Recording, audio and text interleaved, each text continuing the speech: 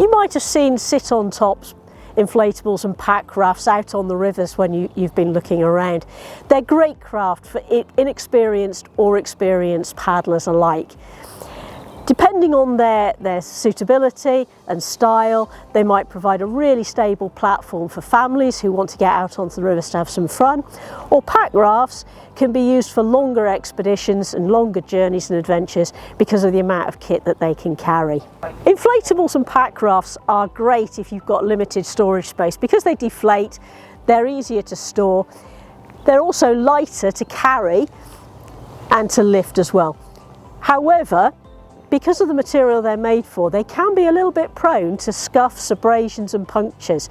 So just think about that when you're planning where you want to go. It's really important to gain experience in your chosen craft.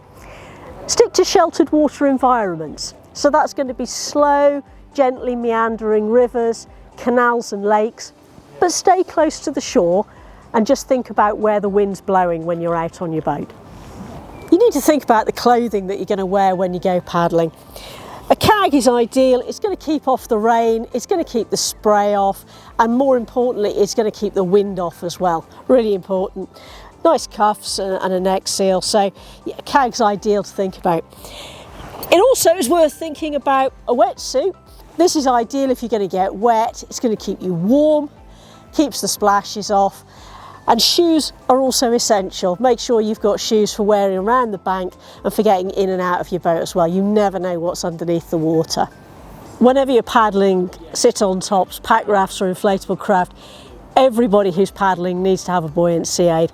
Make sure it's fitted, make sure it's not going to slide over your head, and wear it at all times.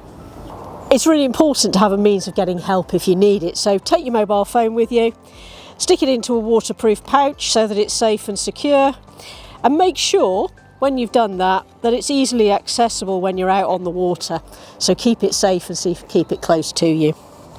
When I'm planning for a trip, I'm always going to check the weather forecast before I go, and importantly I want to check what the wind speed's going to be doing because that's really going to affect how I paddle. So a quick check of the weather before we go and then we're ready to go. When you're going out on the water, it's important that you just take enough that you need for the day that you're going out for. So think about taking a hot drink with you, some drinking water, snacks for the trip, possibly sunscreen and a sun hat, some warm spare clothing. If it's going to be cold, a pair of gloves and a woolly hat is always good. As well as your kit, you might want to think about a small first aid kit. So with inflatables and pack rafts, because they're an inflatable craft, you need to think about the potential for repairs or for punctures. So carrying a small repair kit, and don't forget, if you're going to have a puncture, you're going to need to take the pump with you so you can re-inflate the raft back up to the correct pressure. Make sure before you set off that your inflatable or your pack raft is inflated to the manufacturer's recommended pressure. You don't want a saggy bottom. It's really important when you go out to make sure that you've got a map or a route trail of the area that you're going to, some form of navigation equipment as well, and either laminate it or put it in a map case so that it stays dry and stays safe and you can attach it to your craft. So it's really windy today, and over the last few days we've had a lot of rain. The river's moving really fast, the wind's also blowing down it, so today I've made the decision I'm not going to paddle the inflatable today, not on the river, certainly not going to go out on my own. I'm going to go and find somewhere nice and sheltered to paddle and stay safe.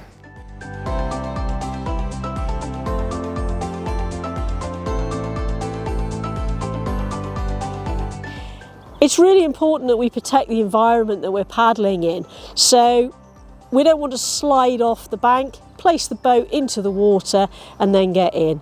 In shallow water, that might mean that you need to wade out, actually get your feet wet before you climb into the craft. If you've got a nice deep bank, then you can just get straight into the craft from the bank.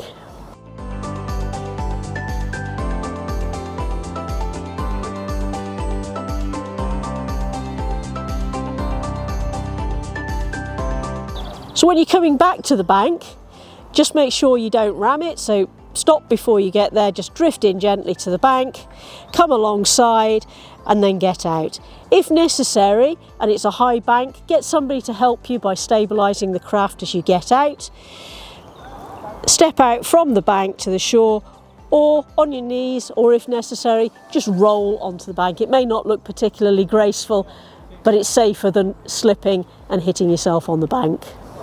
For more information and downloadable safety resources, visit the Go Paddling website.